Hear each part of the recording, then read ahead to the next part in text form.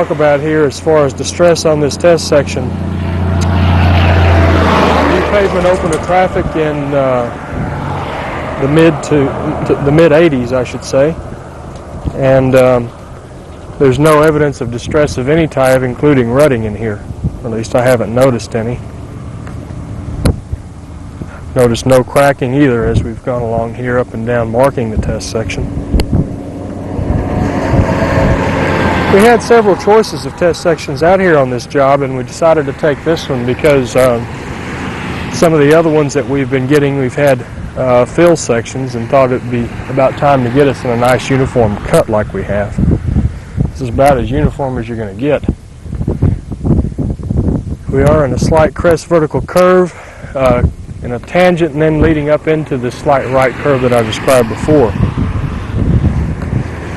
See, we've got paved shoulders, although the shoulders are raveling somewhat, the surface treatment that they place to warn people that they're over on the shoulder.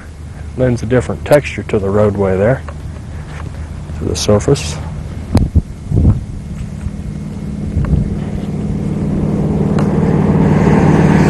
This project could be equally well classified as a GPS 1. The type of base material in here is essentially the same as the binder that they use, which is usually true up in this part of the state. The surfacing layer is a different mixed design, using finer aggregate and using silicious aggregate in this case because it doesn't polish as badly as the limestone does. But it is a dense graded. I believe the Marshall stability requirement on that is 1,500. 75 blows.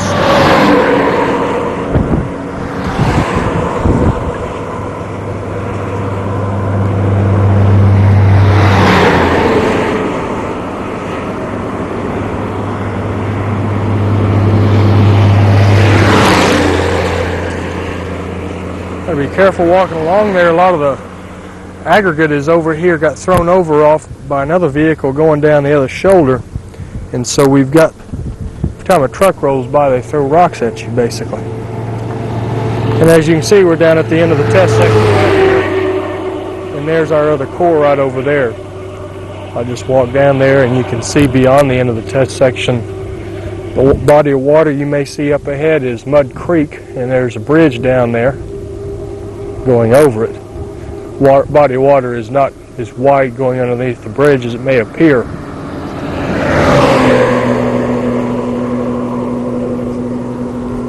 Second core, which came out of an area down about, let's say 60, 70 feet beyond the end of the test section. And we've got a little bit more mix here. We've got around 8 and 7/8 inches total of asphalt concrete. About the same thickness of surfacing, and then a little bit more thickness of base. Interesting to note the top lift on here looks to be a little bit different color than what was underneath it. I think that was just due to the drilling operation or the coring operation. Be interesting to check it out though versus the typical section. The thicknesses that this yields are in the same range as for the cell that was selected. And since we're in the same subgrade, this project looks like it's a good one for cell 2-41 for GPS 2. Both of the cores here laying side by side. You can see the difference in thickness that we got. The one on the right was the one that was extracted down beyond the end of the test section. You'll also notice that we don't see the seal coat in the right one like we do on the left one. Coat on that in the second core hole, or in the second core I should say, is probably there. It's just not as visible as it was out of this first one. Looks like we got into a fat spot, at least where the asphalt was placed on the first one. This ends the video for test section 14073. We're on US Highway 72 in the northbound lanes outside of Scottsboro, Alabama.